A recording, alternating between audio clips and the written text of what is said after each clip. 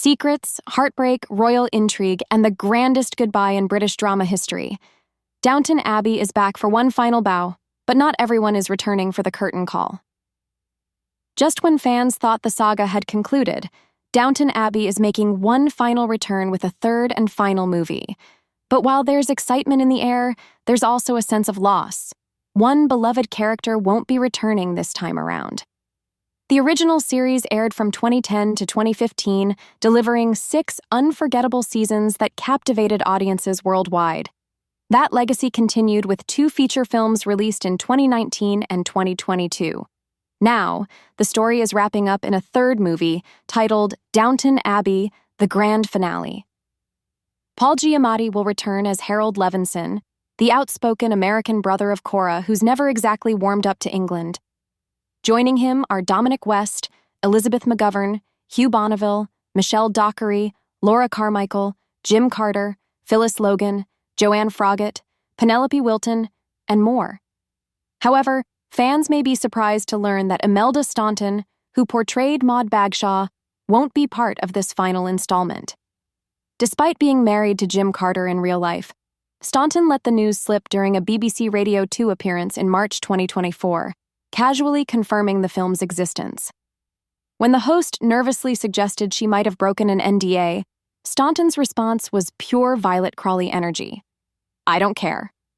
And of course, fans will deeply miss the iconic Maggie Smith, whose character Violet Crawley delivered some of the most memorable lines in the entire series. But there are fresh faces joining the cast, including Jolie Richardson, Alessandro Nivola, Simon Russell Beale, and Artie Frusciante. Julian Fellows, the creator of the series, is back as the screenwriter, and Simon Curtis, who directed the second film, is returning to direct this one as well. While the plot remains under wraps, a teaser clip has been released showing the cast reuniting for a table read, accompanied by the unmistakable Downton Abbey score that hits right in the feels. Before we explore what Alessandro Nivola has revealed about his role, let's revisit where things left off in the last 2 films. In 1927, Downton Abbey is thrown into a frenzy when King George V and Queen Mary announce a visit. Lady Mary, uncertain about Barrow's leadership, brings Carson out of retirement to manage the event. Amid a flurry of excitement, chaos breaks out. The boiler malfunctions, Daisy's flirtation with a repairman sparks jealousy from Andy, and the royal staff look down their noses at the Downton crew. Tensions rise when items start disappearing from the house. Edith and Bertie arrive just before the royal couple, and Lady Mary ends up organizing the parade setup herself during a rainstorm. The visit reaches a turning point when Tom Branson discovers Major Chet, a mysterious man plotting to assassinate the king. He and Mary foil the plot just in time, while Tom comforts a distressed Princess Mary and encourages her to stay in her troubled marriage. The staff ultimately shines, pulling off a flawless dinner that impresses the king. Meanwhile, Barrow is arrested at a gay nightclub, but Ellis uses royal connections to get him released. In a twist, Isabel deduces that Lucy is Maud Bagshaw's illegitimate daughter. After some confrontation, Violet and Maud reconcile. In the final scenes, Violet opens up to Mary about her failing health and reassures her that the future of Downton is safe. As the camera fades, Tom and Lucy share an intimate moment beneath the stars. The next film, set in 1928, opens with Tom and Lucy's wedding. Lucy, now officially part of the Crawley family, is revealed to be Maud Bagshaw's sole heir. Meanwhile, Violet shocks everyone again by revealing she was gifted a villa in the south of France years ago by the now-deceased Marquis de Montmirail. She plans to leave it to her great-granddaughter Sibby to give her equal standing among her cousins.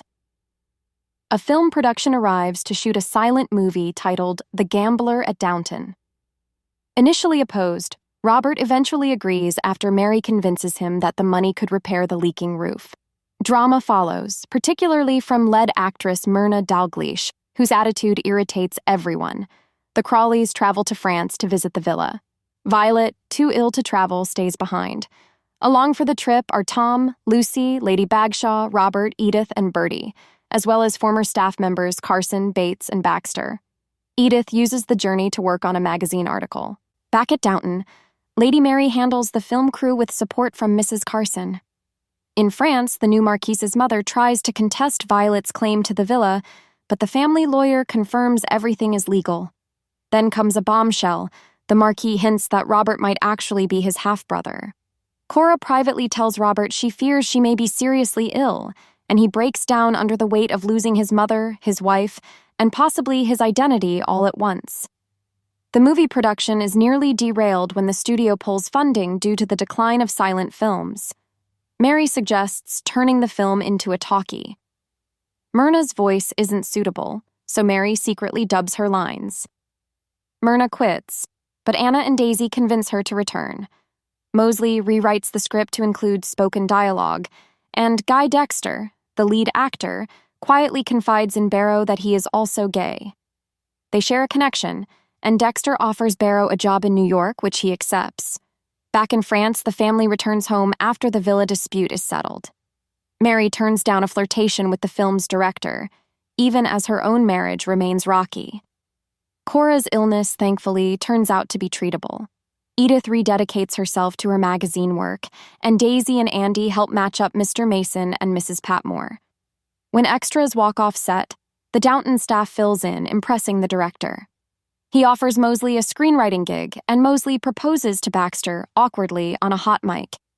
In a final emotional moment, Violet reassures Robert that Lord Grantham was indeed his father, and she later passes away peacefully with her family at her side.